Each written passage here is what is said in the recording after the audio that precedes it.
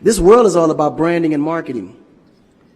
The number one branders in the universe is the United States. They made United States seem like it's the best place in the world to be. It's the land of the free, home of the brave. I go there to find and chase my dreams. We have to be able to tell our own stories.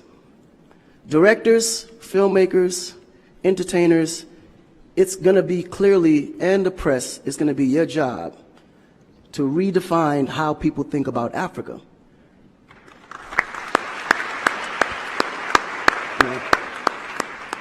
Because you're here, you see what's going on. You clearly can see in a vivid picture the good, the bad, and the ugly. What you choose to put out there is what the world is going to get. Because I can tell you right now, in Chicago alone, there's more people dying in Chicago than there was in the war in Iraq. But you would never see that. There's a lot of things that's happening in the U.S. that you would never see because they choose to show you what they want you to see for,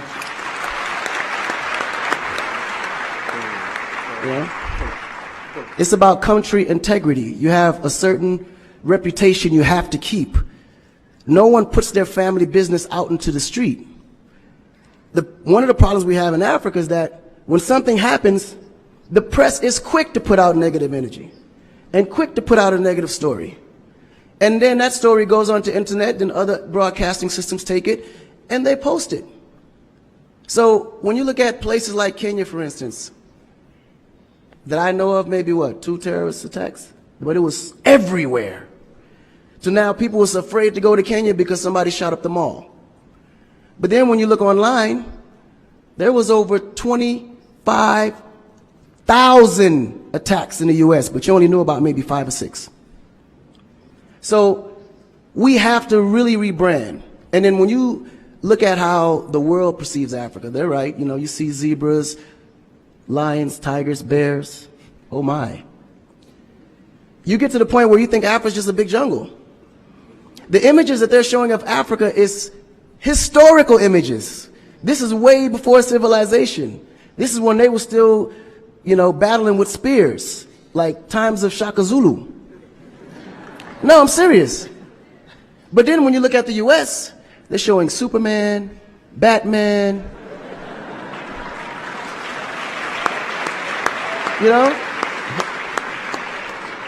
Where is our Superman? Where is our, Shaka Zulu should be a superhero today. Really. So we have to tell our own stories. I mean, even Jesus is white. And you believe it. But it's okay, because how you were framed, if you taught something from the day you were born, and your mother taught you that, your father taught you that, it's real. You never look at your mom and your dad as liars. But their mother and father taught them the same thing, because that's the kind of history that's put out for them to believe. Our history books in the U.S. is all white American history, culture that's been borrowed from other nations. But Africa have to teach the same history of our ancestors, the great things that they have accomplished. And it's going to be the jobs of directors like yourself, filmmakers like yourself, to narrate that story. How do we want to be perceived? How do we want that story to be narrated to the rest of the world? This younger generation, we kind of figured it out. Because now, when you look at hip-hop in America, every rapper is rich. Gold chains, Bentleys, nice girls by the pool with bathing suits in this big mansion. And then, when the video's over, they get on their phone and call an Uber. They don't even come in the Bentley that you just saw in the TV. But you go to Nigeria, we got Wizkid, Davido, P-Square, all these guys driving a Bentley, Mercedes. They actually own those cars. That's the difference. But if we don't translate that, they will never know. They think we're going to leave the shoot and go home on a horse or a zebra. Because that's what they know. This is why African Americans are so afraid of Africa. You mention Africa, they start shaking. There's so much fear. They don't know how to translate that. It was just recent that people are now saying, yeah, man, you know what? I rock with Africans, man. You know what I'm saying? I want to do some collaborations, man. Yo, man, I need an Afrobeat remix, you know what I'm saying? But before, they'd be like, man, I don't know that dude. I'm not putting him on my record. So the younger generation is slowly understanding how you have to rebrand the culture, because the culture has adapted. They've actually took everything that we've created and made it look better.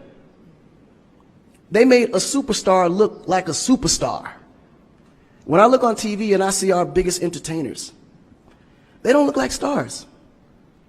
That's why you can't really respect the entertainer. If a politician saw a singer, he'd just be like, oh, he's just a local singer.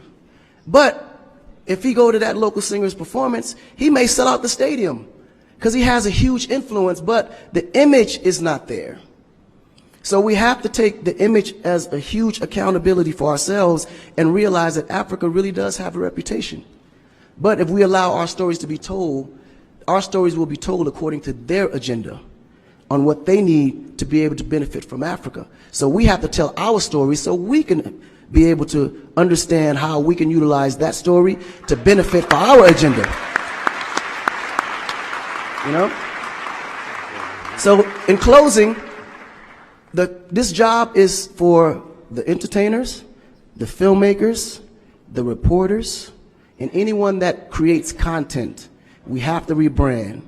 And we have to rebrand it in the way that we see it and tell the story to where they can understand it, feel comfortable, and want to come here and invest. You know?